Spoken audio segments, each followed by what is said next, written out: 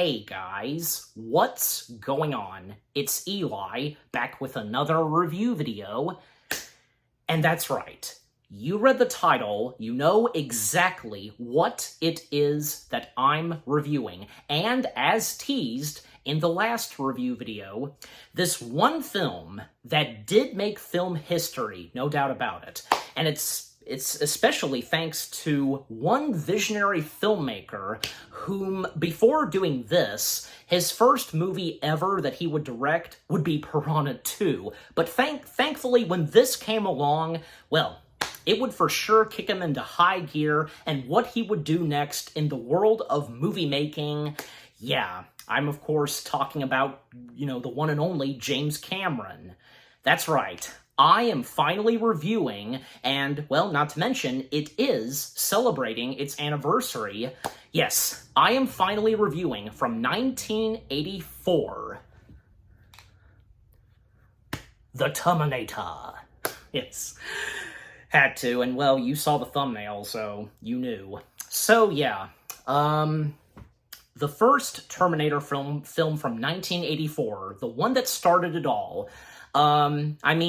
Essentially because only this and its sequel, the first sequel that is, they're pretty much the only two best films in the Terminator franchise, and maybe it should have stopped there with its first sequel, but, I'm sure as though with, the later Terminator films, they tried, but just sadly bad luck. So, for the first two Terminator films, they had good luck, and where the stories were going, but just, when it came to number 3 and from there on, just, it was a headache, but, yeah.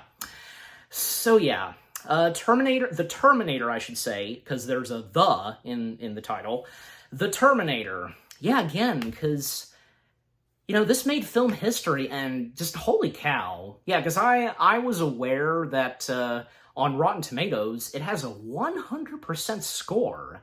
Well, again, there's no denying that this is a masterpiece of a film. And again, it made film history.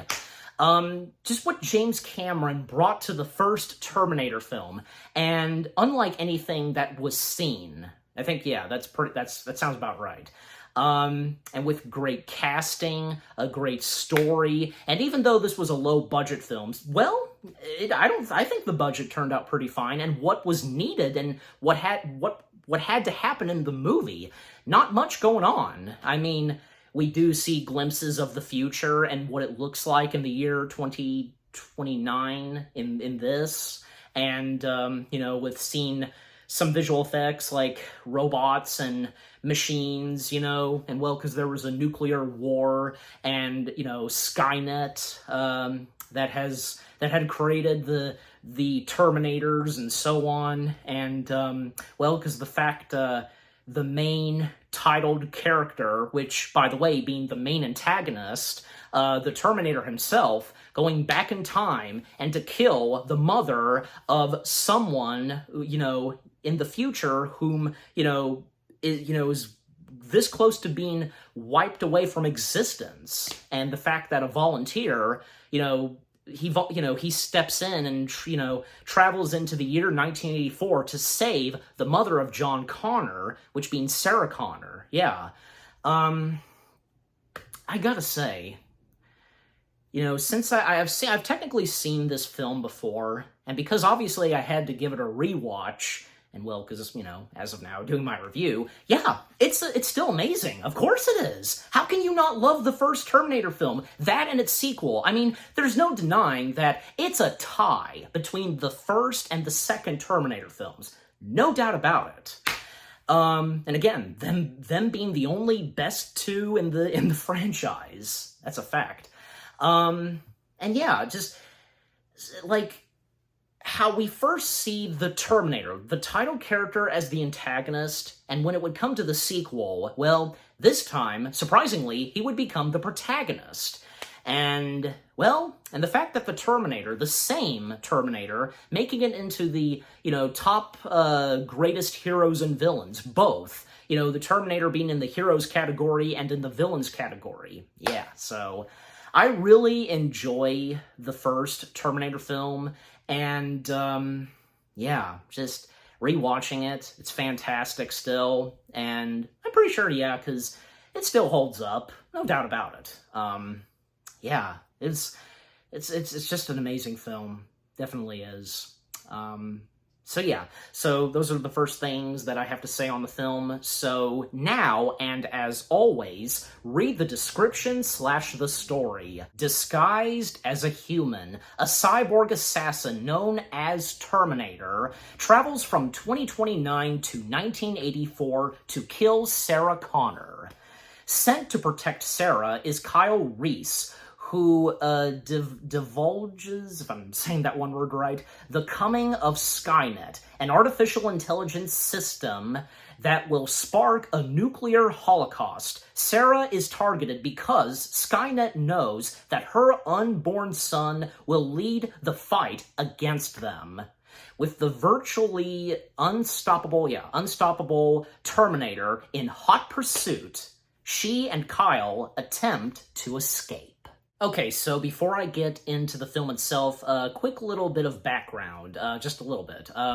Well, because how Terminator came to be, well, because in 1981, James Cameron, he came down sick, and he was in a hotel in Rome, yeah, and he apparently had a dream seeing a robotic skeleton coming through flames, and, you know, he woke up from that dream and he just, like, immediately drew a picture of what he saw in his dream. And then fast forward, well, he would pitch this idea about, you know, a cyborg, you know, that looks like a human and, you know, what goes on in the story. And, well, of course, Orion Pictures being the distributor of this, and, yeah, and the rest is history. Well, and when it came down to casting, originally at first, the late O.J. Simpson was considered for the part of the titled character. But then eventually, enter the one and only Arnold Schwarzenegger, where Arnold was considered to be in this movie, and he originally, and at first, was not considered to play the title character. And even when James Cameron wrote the script, and when writing the dialogue and such for the Terminator, he didn't have Arnold in mind, and he didn't change a single line even when Arnold was cast. And how James knew that Arnie, yeah, because sometimes he's nicknamed Arnie, how he knew Arnie was the right choice for playing the title character, best said when James was on the Howard Stern show, and this was during when Titanic was about to come out. Best said by Cameron, because how he knew that Arnie was the perfect choice to play the title character is when Arnie bought lunch. James took Arnie out to lunch, and Arnie bought. But also, more to that, because the script was sent to Arnie, and, well, his agent, Arnie's agent, sent it to him, and no doubt about it, because Arnold, he got a kick out of the script, and, yeah, clearly, because he knew that he was not right for a different role that was considered for him, which, that being the role of Kyle Reese, yeah. So he was considered for Kyle Reese at one point. 30 pages of dialogue for Arnie, but Arnie knew that, yeah, he wasn't right for that, and he knew that he would be perfect for the titled character, the Terminator. And Cameron wasn't sure about that, but again, you know, when they went out to lunch and Arnold bought and so on, yeah. And we'd all be glad that eventually Arnold would play the titled character, and the rest being history. Yeah, so... And of course, whom got the part of Kyle Reese? Well, until I mention him some more. But anyways, yeah, so getting into the film itself now, because, well, starting off, taking place in the year 2029, a total apocalypse, best way to put it's obvious. You know, there was a nuclear war that happened, machines against human, and, well, Skynet being in charge of the machines, them being the villains of the franchise, well, them being aware, and as I read in the description / the story, of the mother of John Connor, yeah. And you know, because we don't see John Connor on screen, and even though he's mentioned, we don't see him on screen. But that is until the sequel. Yeah, so God, how many times am I going to mention the sequel? Well, this won't be the last. So anyways, in this review of the first Terminator film. But anyways, so yeah, so they are aware that, well, about, because of John Connor, and, there has to be a way for them to take down John Connor, and, well, by doing so, sending a Terminator back in time in the year 1984, years before John was born, and, well, the Terminator's mission is to kill the mother of John, which being Sarah Connor. And, because the opening to the Terminator was fantastic, as I said, an apocalyptic future after the nuclear war. Humans pretty much, they don't stand a chance to the machines and the robots, the Terminators. Especially since it's just on the ground, it's skulls and, vehicle machines crushing them just with those kind of wheels, man. And just that crushing sound, and also the gun firing, and the Terminator theme music in this, well, I think for a lot of us, we would prefer how it was done in the sequel, but no hard feelings on the first Terminator film, no. And well, because when we come to 1984 in Los Angeles, yeah, because that's where it takes place in this film, well, because the Terminator himself arriving completely butt naked, and of course, yeah, the Terminator being played by the one and only Arnold Schwarzenegger. So yeah, arriving completely butt naked, and well, at one point, he runs into these punks, there were 3 punks, punk leader being played by, and cameo of the late legendary Bill Paxton with the blue pointy hair. Even he has almost looks like tire marks on his face or something. I forget what that's supposed to specifically be, but that's just what I'm thinking of. But because it kind of looks like it.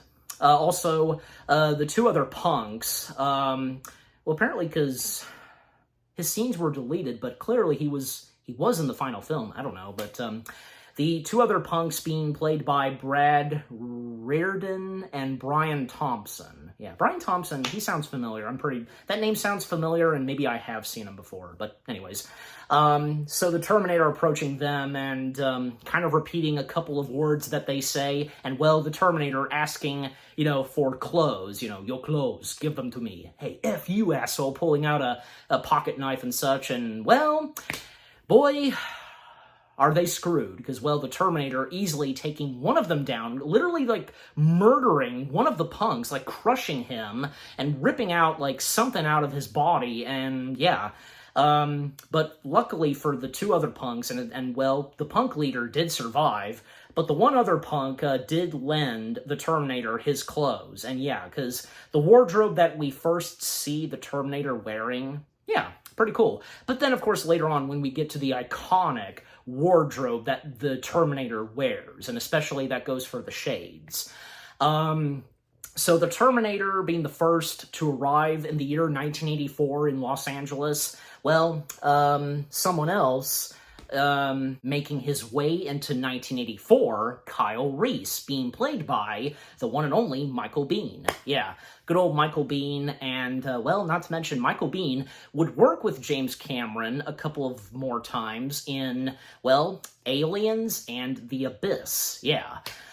So yeah, he plays Kyle Reese, again, which was originally considered for Arnold, but thankfully, yeah, because Arnie playing the Terminator and Michael Biehn, good choice playing Kyle Reese. So Kyle Reese, not a Terminator, he is a human, coming from 2029 into 1984, and, I'm pretty sure at first, I don't know, you don't realize until, it's not the 2 of them, it's just one of them, which being the Terminator, because I do wonder, because if, people think at first that maybe Kyle Reese, he too is going after Sarah Connor, which he is, but if you think at first, maybe he's going to do the same thing the Terminator's doing, well, yeah, because it's obvious in how it's done at the beginning, but yeah.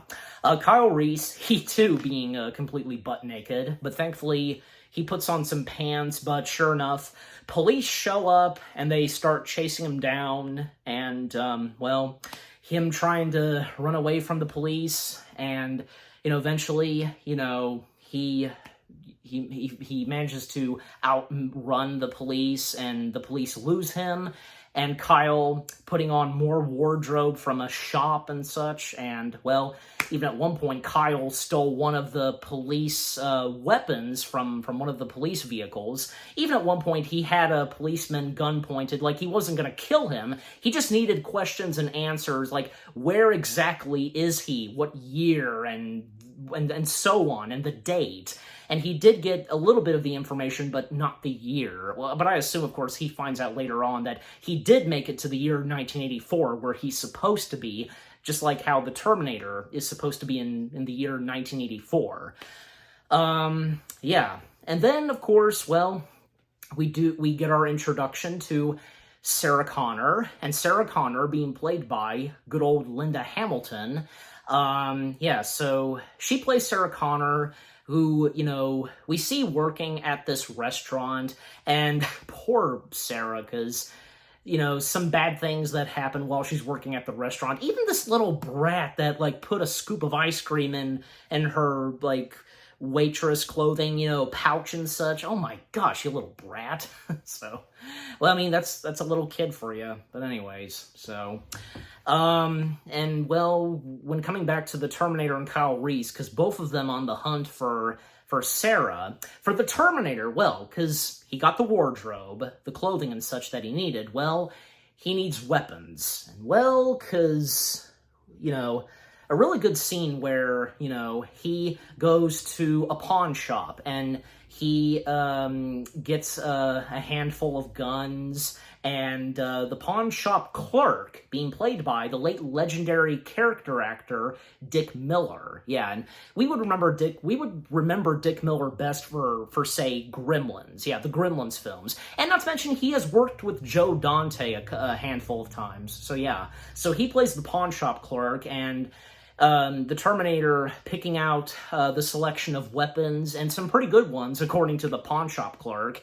And, the pawn shop clerk asking him, which will it be? And the Terminator, saying all of them. Well, the pawn shop clerk thinking, man, he's going to make a big load of money, and, him even saying that he made clothes earlier today.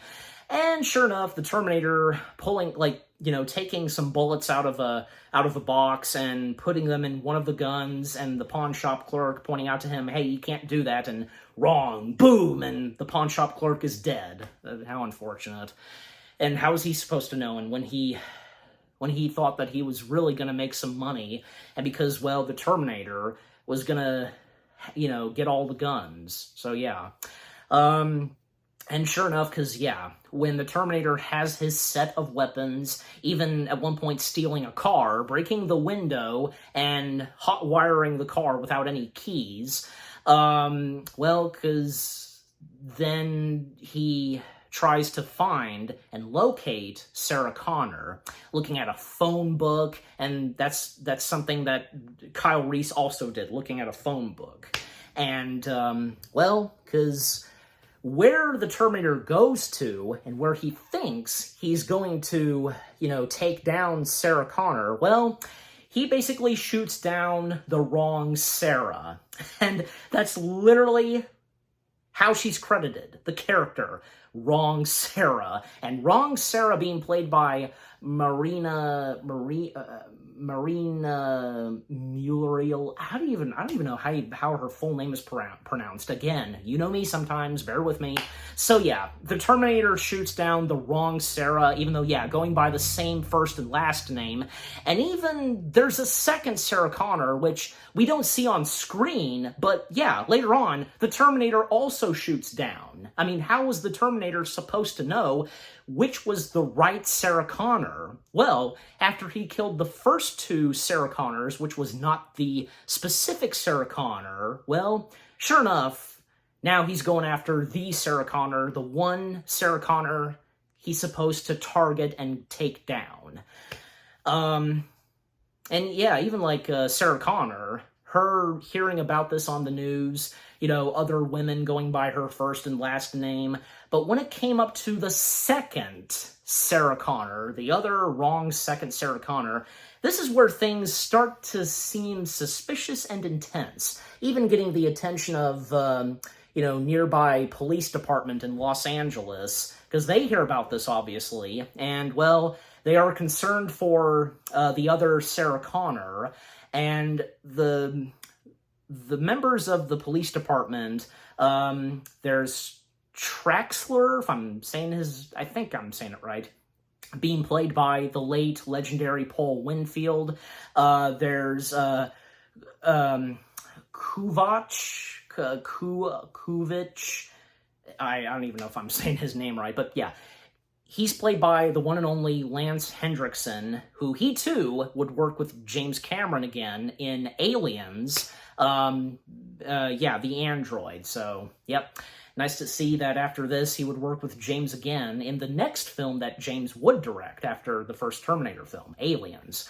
And, there's also, a doctor who shows up later on at the police department, but yeah, I'll get to him later. An important character in the Terminator franchise, by the way. I think you know exactly who it is that I'm talking about. But yeah. So yeah, Traxler and Lance Hendrickson's character, them being the two main guys of the police department. Yeah. Sarah Connor just a little later on getting worried and, insecure on what's been going on. And, well, when it came up to the second Sarah Connor that was shot, and maybe possibly she'll be next. Like, this is insane. We also see Sarah's friends. There's Ginger being played by Bess Mata. I hope I'm saying her last name right. And, well, he's the boyfriend to Ginger. Because when at one point there was a phone call and Sarah answered it, well, this creep, he didn't know who he was specifically talking to, just saying, like, some sexy stuff, I'll unbutton your shirt and so on, because he thought he was talking to Ginger, his girlfriend, and that being Matt, being played by Rick Rozovic. I hope I'm saying his last name right. Yeah. So, so he was saying it to Sarah when he thought it was Ginger. So, yeah, so just a bit of a creep, kind of, yeah. Also, Sarah has a pet iguana named Pugsley. I thankfully remember the name of that iguana. So, yeah, Pugsley, being Sarah's pet iguana, who, doesn't have that much of a big role in this. Neither does Ginger and Matt. In fact, Ginger and Sarah, they were supposed to go out double dates, but unfortunately Sarah's date backed out. Yeah, that's unfortunate. But thankfully not for Ginger, because Matt's showing up, and, well, he's gonna do some naughty things with Ginger. And all while Ginger, she's always, listening to her jams, back in the 80s, and just, yeah. Anyways, so Sarah going out on her own, solo and such, and little does she know that, well, at least, one of them that's after her, trying to protect her, Kyle, because Kyle is on her tail. And as for the Terminator, well, because, he's still trying to find the Sarah Connor he's supposed to take down and kill. And while Sarah's out, that's when she learns that another woman by the same and the first and last name as her, has also been killed, and that's where she starts to feel insecure and, this might happen to her as well. She could be next. And the police, they're trying to contact Sarah, trying to call her on her phone and her answering machine, nothing. And especially, well, since Ginger and Matt, they're still at her place, and, well, because when we see Matt and Ginger again, they're going at it. And while Ginger is still listening to her tunes and having sex at the same time, well, she found a way, so, anyways. And Sarah, she did try to contact Ginger and Matt, but, well, they were too busy. Her trying to, leave a voicemail and so on. But, well, unfortunately and sadly for both Matt and Ginger, they would meet their demise when, in fact, The Terminator arrives, he found the address on where the Sarah is, and well, yeah, he first takes down Matt, then Ginger, like, throwing Matt around and severely wounding him, and eventually, obviously, Matt does die. And as for Ginger, well, the Terminator guns her down. And right as he did that, well, that's when Sarah tried to leave a voicemail, and, well, the Terminator being there and listening to this, yeah, so it's a shame for both Matt and Ginger. They didn't do anything, and just, it's one of those things. It's unfortunate in some movies. Well, I'm pretty sure, because, at least, for Sarah's pet iguana, did survive, no doubt about it. Yeah, so the Terminator knows where Sarah is, and even when the police finally get in touch with her, she's at this nightclub called Tech Noir, if I'm saying that right, because that's how Sarah specifically said it, okay? So I'm going to say it as she said it, Tech Noir. So again, it's a nightclub, so she's there, and Traxler, who's on the phone with Sarah, telling her to stay there. It's a public place, but sadly, little do the police department know what's really going on. So yeah, thankfully, because Kyle is there, but of course, the Terminator's showing up, and, that's when the Terminator, when he does spot Sarah, well, because Sarah thought at first, because she did notice Kyle, she thought it was Kyle that was, going after her and such, but no, because it was the Terminator. He was about to take Sarah down when he had her at gunpoint, but thankfully, Kyle's stepping in and shooting the Terminator, and thus Sarah is all right. And yeah, a little gunfight that happens between the Terminator and Kyle, his first words that he says to Sarah, "Come with me if you want to live." And how, well, because as we all know in the sequel, the words once again being spoken, oh yeah, brilliant. Just brilliance right there. I love that. I love when movies do that. Like the first movie and its first sequel, when they do that sometimes. And in this case, what the first and second, and the first sequel to Terminator, what they do. You get my point. So yeah, Kyle saving Sarah, and they just, they get out of there, and, they hop into a car, and Kyle trying to explain to Sarah on what's in store for her, and, who he is, and who, that man who was, who tried to kill her, not really a man. It is a male, but, Terminator, but still, yeah, because Kyle confirming to Sarah that it's a cyborg made to look, like a realistic human and such. And even like Sarah, she was surprised to see that, the Terminator got up after being shot by Kyle. And, because some car chases that happen in this film are really good. Yeah, they were really good in this. And just how intense they can be. And the Terminator just doing whatever it takes, no matter what. And what Kyle says, it will stop at nothing. It will not stop. It will not rest until it's completed its mission, killing Sarah Connor. So yeah, Kyle doing his best and trying to explain and for Sarah to believe in what is going on. And both Kyle and the Terminator, they're from the future. And yeah, because, again, the Terminator going after Kyle and Sarah, and, at times when the Terminator hijacks other vehicles, the first time hijacking a police car, and, trying to lose the Terminator, at first, for a little bit, they do lose, the Terminator loses them when they enter in a public garage. And yeah, Kyle explaining further to Sarah that he is from the future as well as the Terminator, and what happens, years later, that there was a nuclear war and machines rising and dominating and, taking down the humans. And, mentioning Skynet, of course, and mentioning Sarah's unborn child, a son by the name of John Connor. And John Connor, leading these people, and of course one of them being Kyle, to try to take down the Terminator, Skynet, and so on. But still, Sarah, how is she able to believe this at first? It's understandable, but further on, yeah. And, well, of course, and to speed things up, yeah, the Terminator eventually finding Kyle and Sarah. Because at times, Kyle and Sarah, they had to ditch the previous car and get into another one.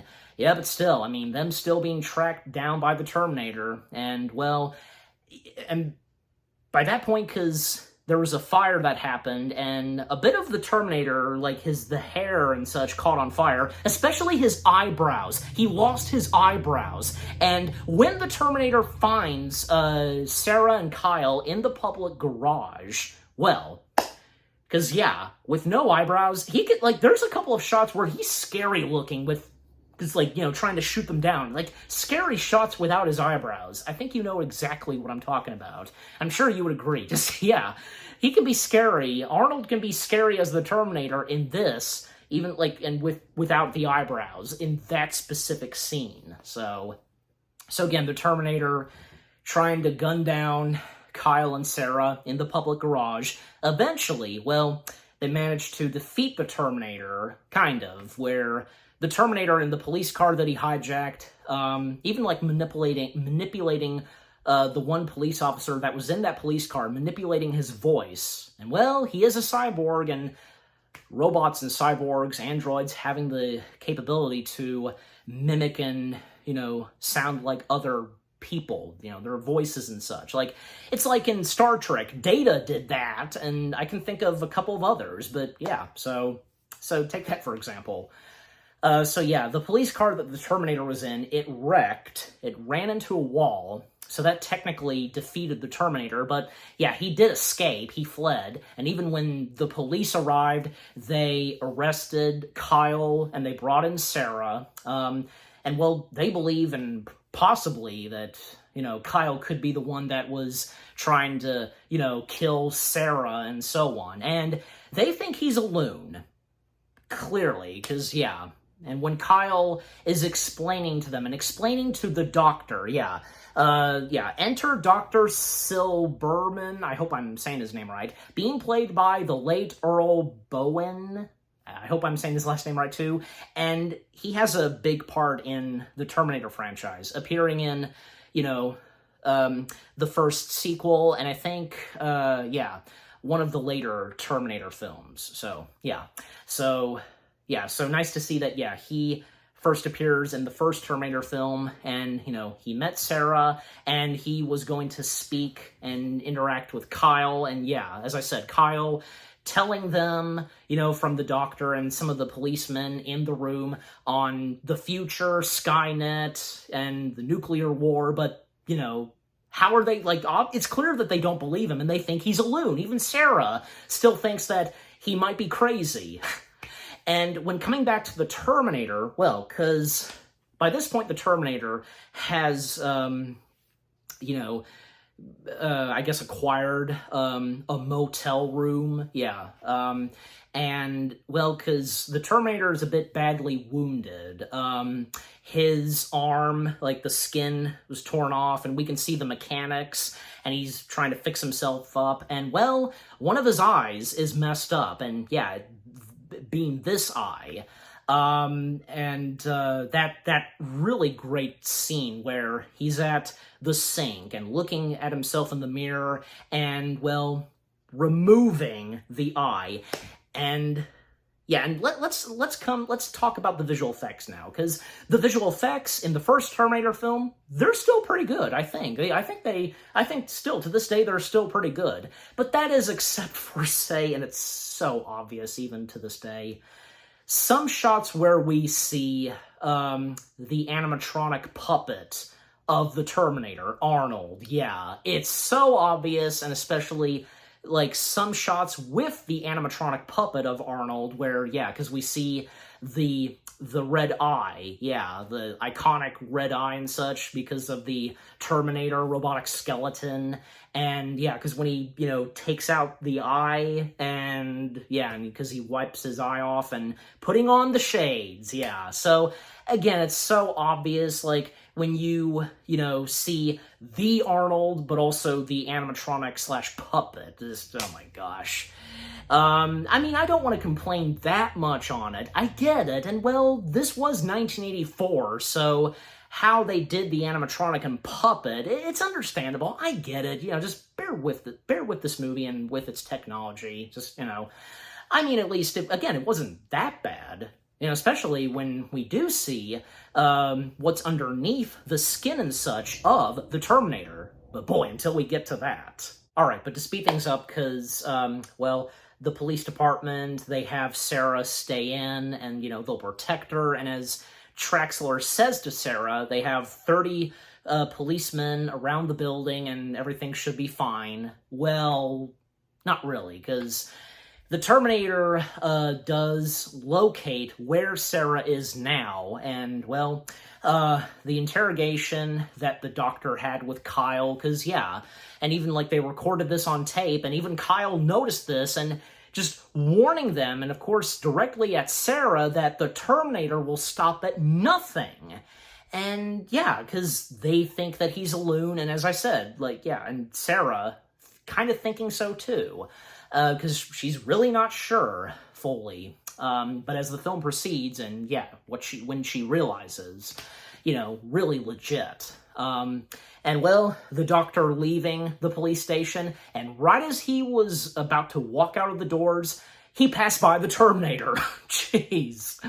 Oh boy. And that's the last we see of Silberman. So yeah, but until the next Terminator film. So the Terminator coming in and asking where Sarah is, because, you know, pretending that he's a friend of hers and wants to see her, but the policeman at the front desk saying that, you know, she's resting for the night, etc. And the Terminator saying one of his iconic lines, because he's looking around at, you know, at the ceiling and so on, because he's gonna do something. He's gonna do something. And the last thing he says to the policeman up at the front desk, I have to put the shades on for this, "I'll be back." Yes. So one of the Terminator's iconic lines said right there. You know, I think it's obvious.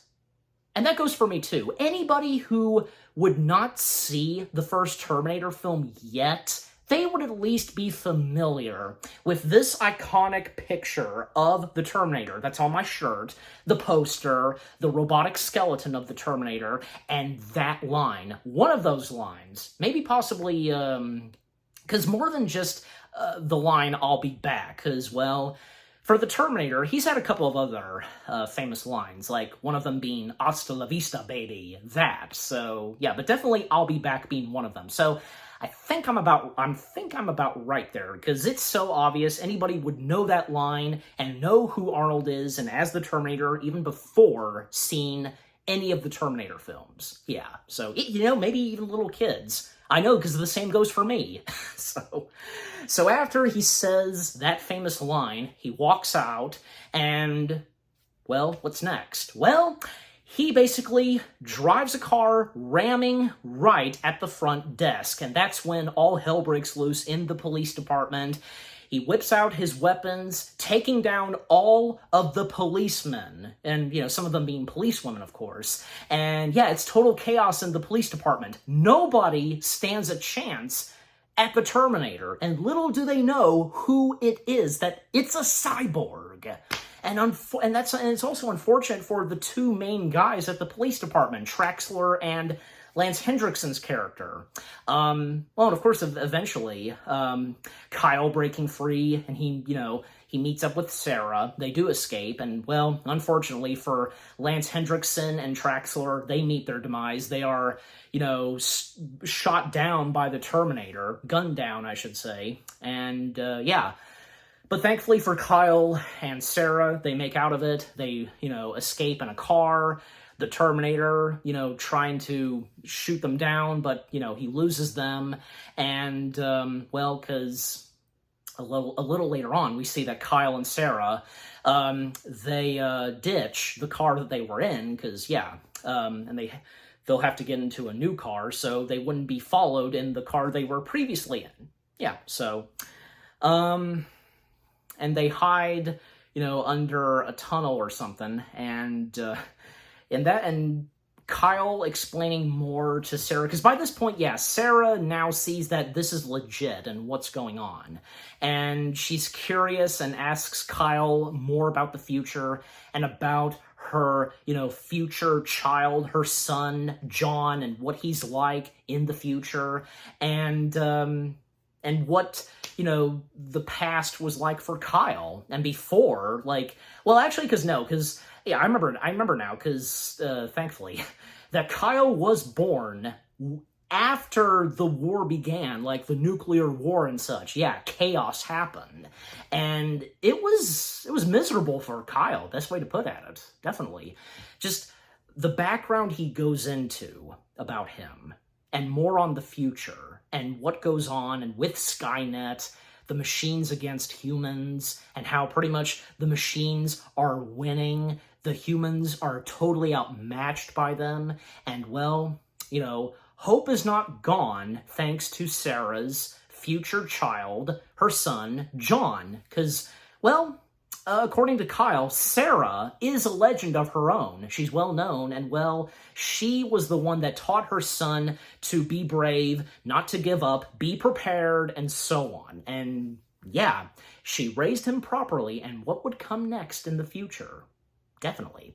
Yeah, because, again, John leading these humans to try to take on Skynet, and again, as I said, and what, Kyle says at times, that, Skynet, aware of John, and, well, they have to take him down at just in any way possible, and the best way for them to take down John is to send a Terminator back in time to, destroy and kill, murder Sarah Connor, so John would have never been born, and, well, the humans, they would pretty much lose, and hope would be lost. So, yeah.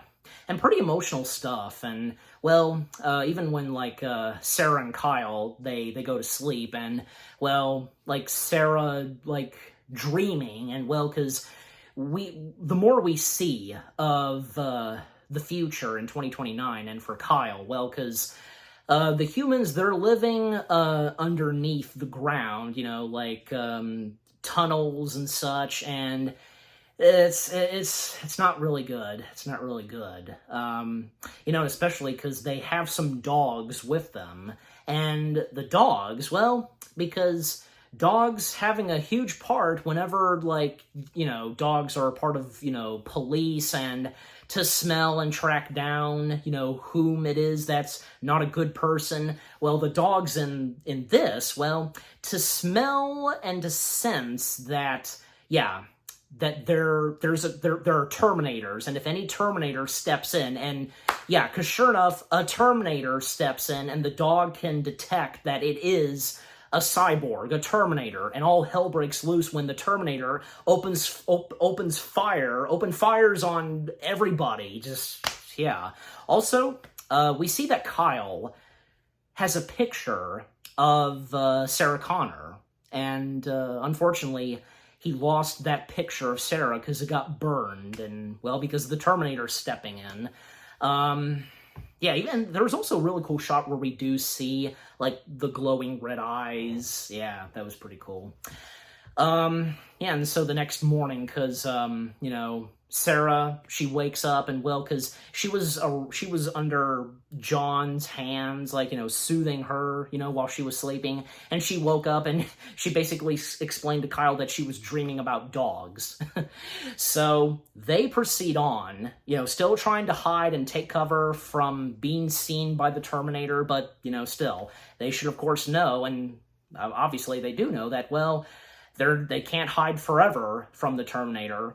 And coming back to the Terminator, because, well, still in the motel room, trying to, fix up a weapon or something, yeah. And someone who works at the motel knocking on the door, and just you got a cat in there or something? He says something about a cat. And the Terminator trying to find a response to say to that guy across the other side of the door. And yeah, one of the words that that pops up, and for him to say is, F you, asshole.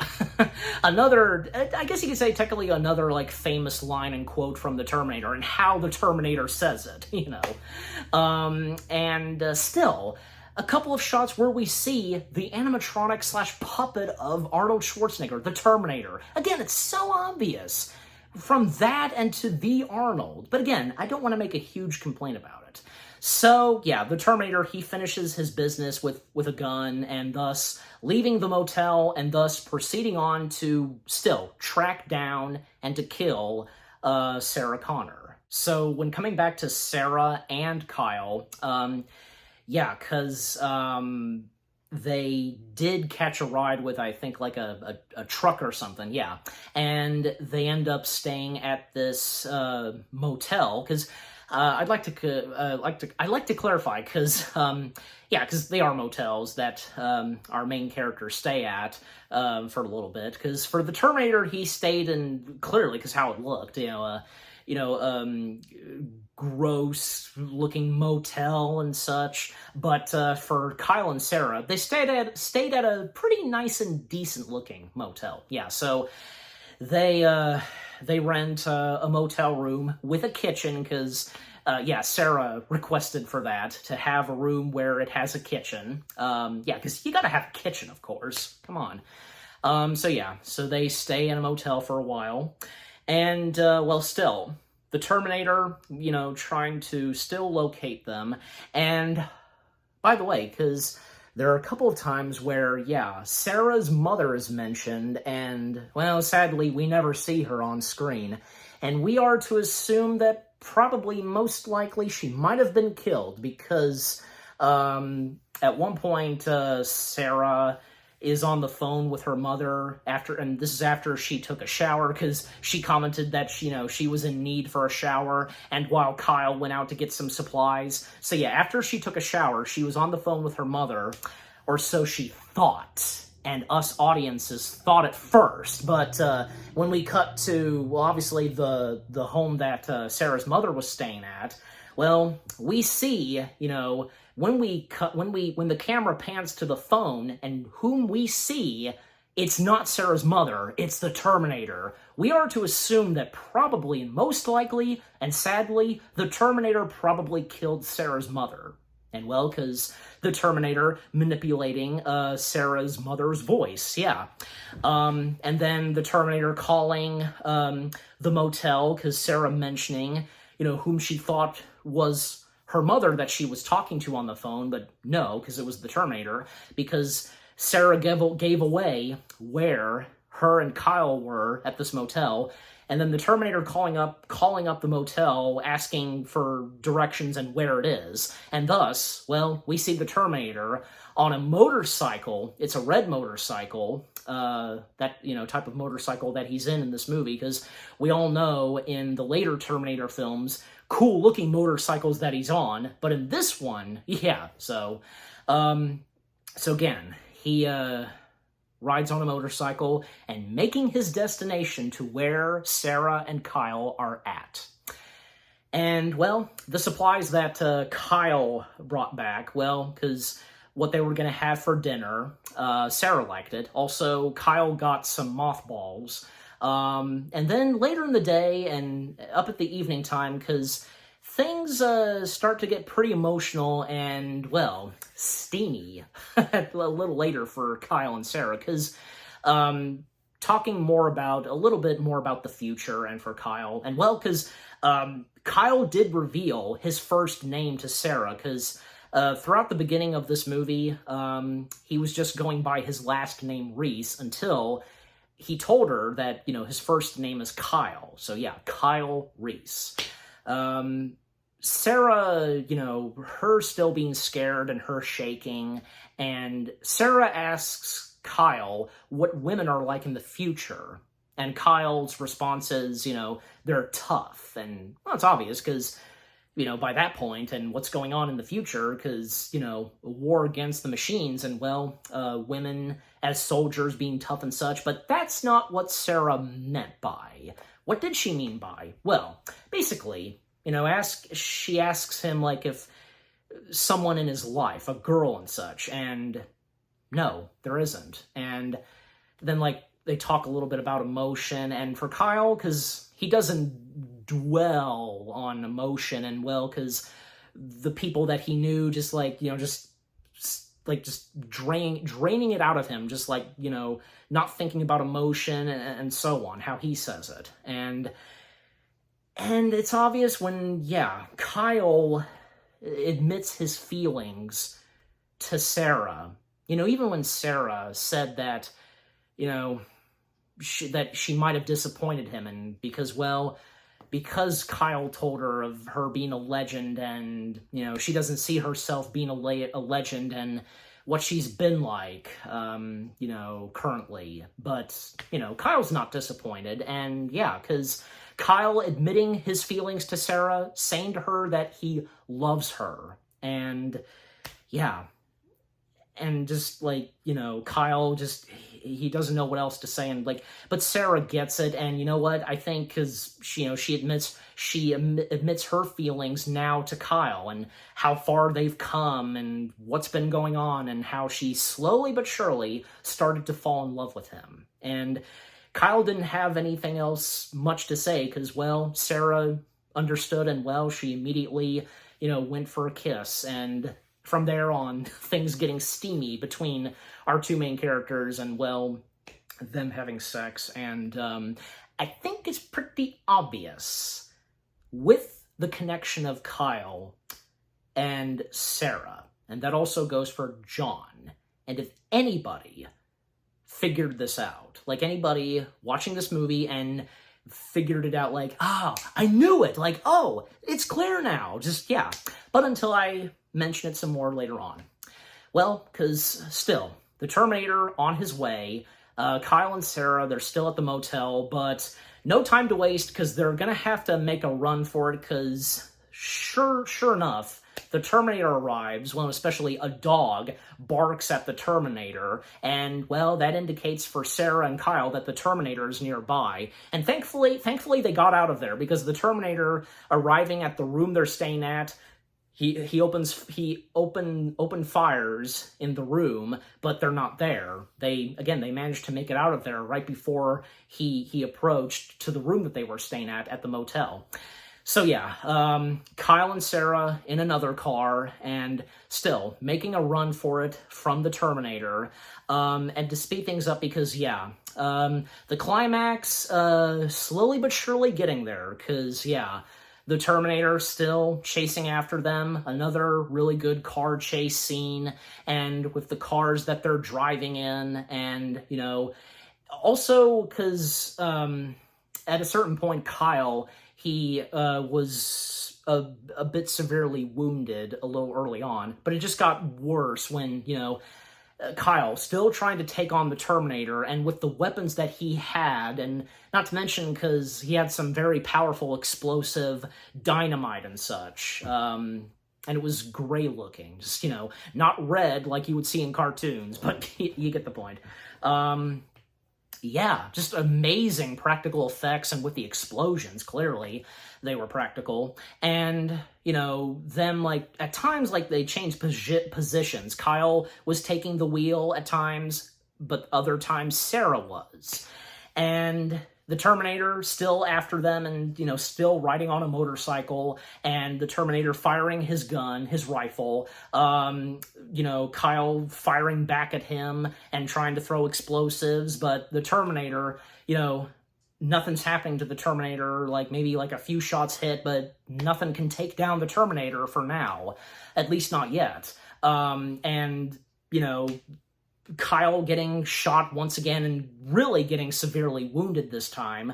And, Sarah panicking. And, when the Terminator is this close, right next to them, Sarah, and just ramming the Terminator, ramming the motorcycle he's on. But this caused the vehicle that they were in, Sarah and Kyle, it caused for the vehicle to flip as well. So, and then, at one point, a truck with fuel. It's a fuel truck, yeah. It rammed over the Terminator with its tires, but, the truck driver stopped and saw making sure what he had hit, and, well, the Terminator, still okay, disposing the truck driver, and the passenger, well, still in the truck, the Terminator getting in, and this is where, yeah, more of the Terminator's face getting damaged, and we can see more of the robotic skeleton, what's underneath the skin, and the Terminator saying to the passenger, "Get out." Yeah, another great line too, which would once again be said in, the sequel. So yeah. Anyways, so yeah, now the Terminator has hijacked a fuel tank and still chasing after them, even when Sarah and Kyle, they don't have a car now, and they're just running on foot.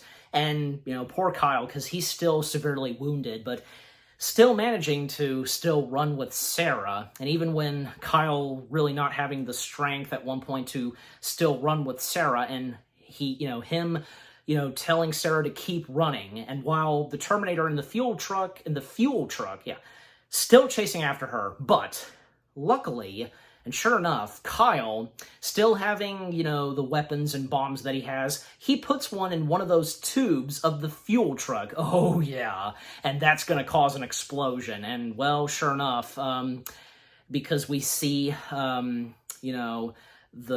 burning of the dynamite, of the dynamite stick, and how close it's getting, and, still, how close Sarah's going to be at any point hit by the fuel truck.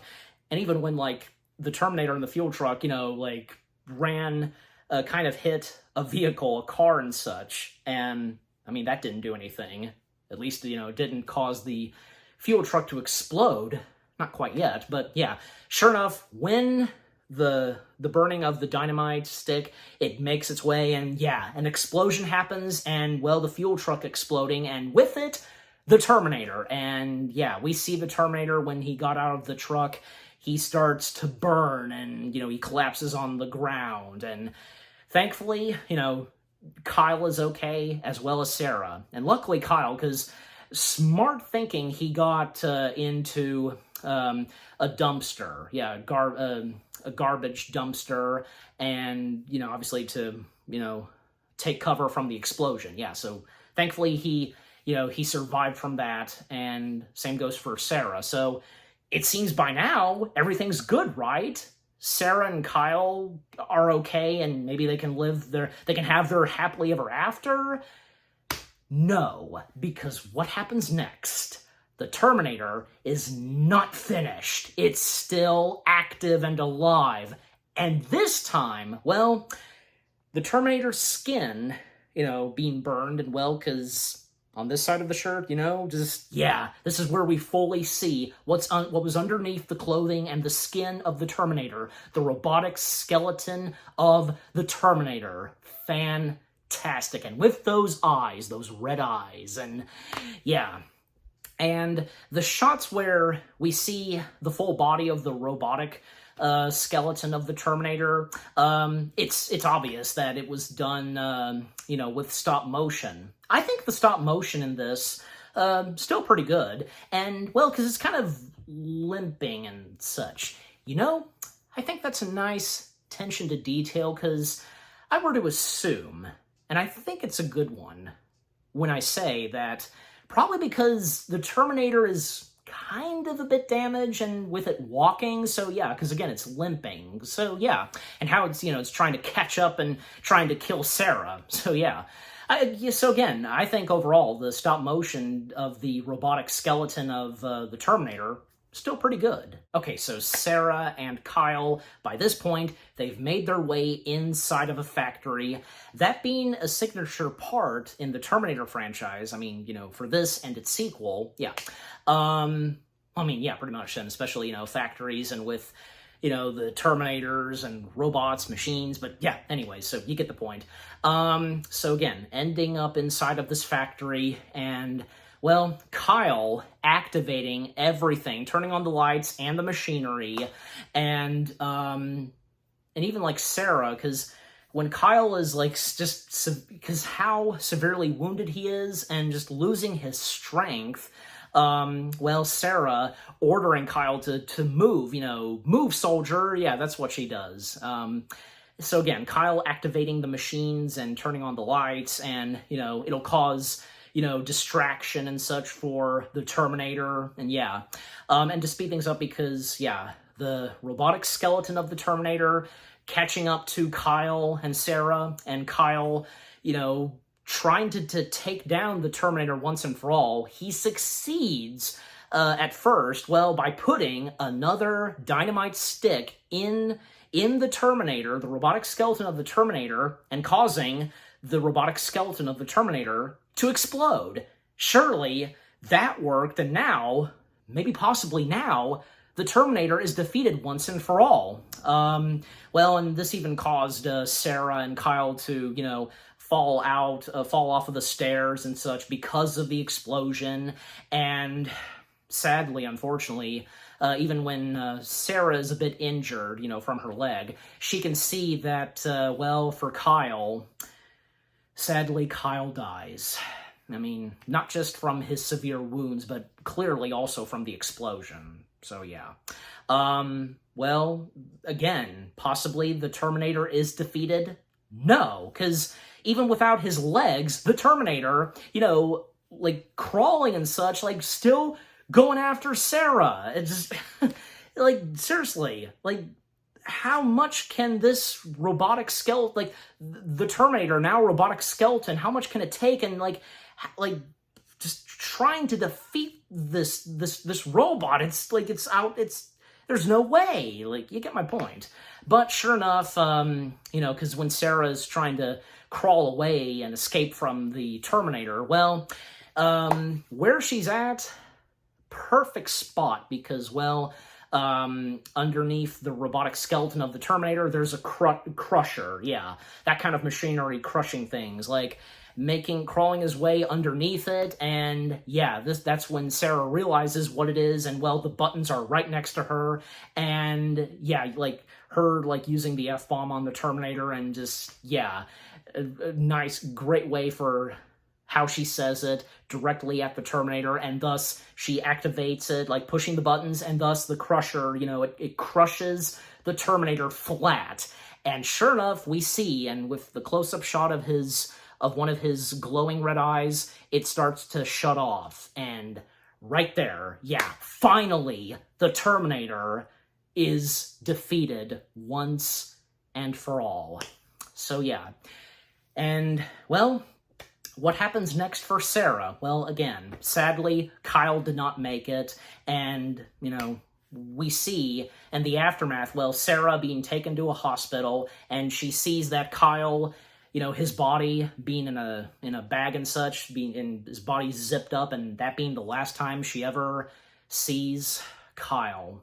And, well, the epilogue, and what happens next for Sarah? Well, she starts making tape recordings of her speaking directly to her son, basically leaving she leaves taped messages to her, future son, born child, yeah, John. And by this point, and, the epilogue and where it takes place, and the next time we see Sarah, and with her recording those recorded messages for John, well, according to Sarah, it's November, and, yeah, because, yeah, she says November, and, well, obviously, because when she's recording those taped messages for John, and by this point, she is pregnant with, having John, yeah, so she's pregnant, having John, and, yeah, even in the recorded messages that, that she records, mentioning John's father, and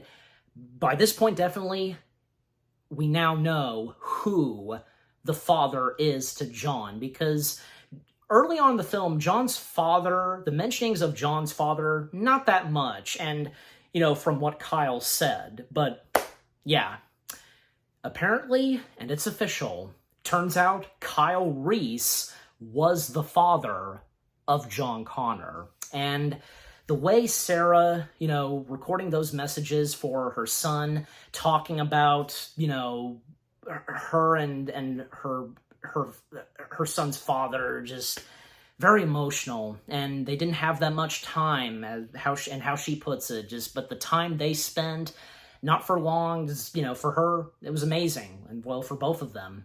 And at one point, she was getting some gas, and, a Mexican guy and a Mexican boy, they're there, and they interact with her, and, the Mexican boy took Sarah's picture, and that picture that Kyle had, that picture. So now she has it, and, from there on. A storm approaches, and the Mexican boy pointing it out, and the Mexican guy running that gas station, translating for Sarah that there's a storm coming. Sarah's response, she knows, I know, that's what she says, because she knows that there is a storm coming, and what lies for her in the future,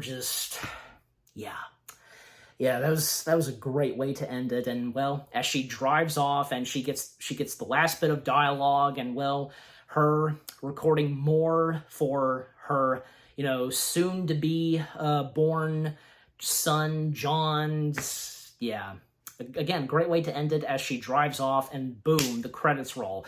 And by the way, she even had a dog with her.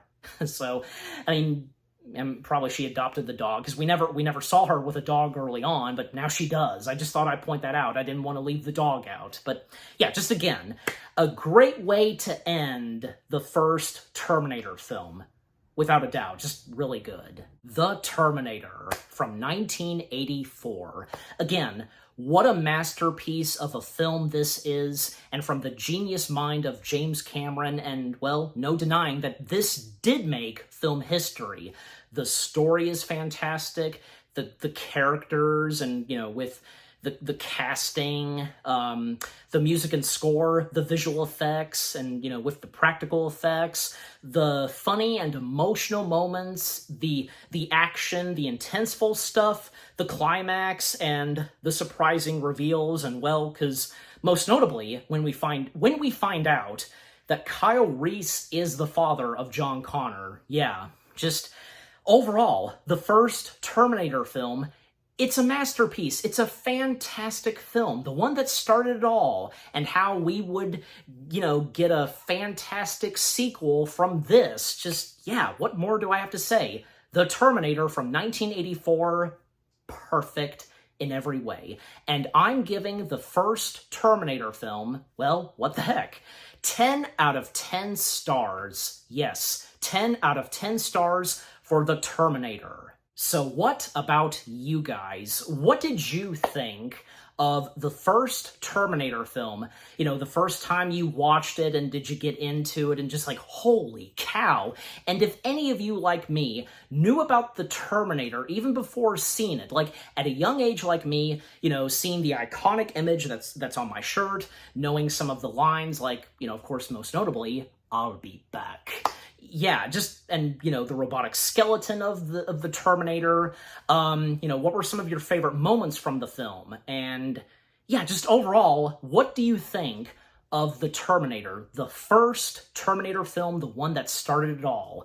And with what I've had to say, my review, and what did you think of my review? Leave comments and give this review video a like, as always. And with that being said, thank you very much for watching. I hope you guys enjoyed my review of The Terminator, the first and the one that started it all. More review videos are on the way. They're going to be awesome. Keep looking forward, and I'll see you guys in the next video / review. And stay tuned later this week, because the next film I'm going to be reviewing, we go from one film that has to do with artificial intelligent robots, cyborgs, to another that stars Will Smith. I'm pretty sure you know what it is. Again, stay tuned for that. Take care, happy anniversary to The Terminator, and until I review Judgment Day, peace out. Hasta la vista, baby.